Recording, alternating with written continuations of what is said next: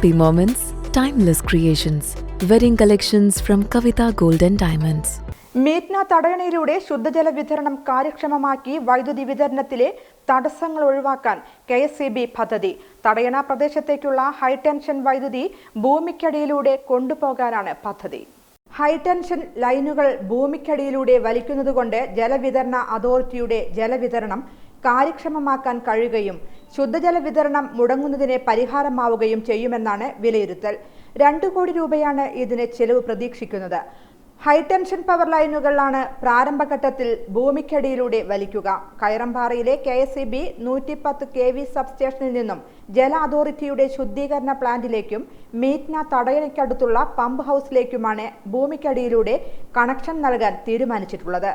Line സ്ഥാപിക്കാൻ പാതയോരങ്ങൾ വെട്ടിപ്പൊളിക്കാൻ PWDയുടെ അനുമതി ലഭിക്കുന്ന മുറയ്ക്ക് പണികൾ ദ്രുതഗതിയിലാകും.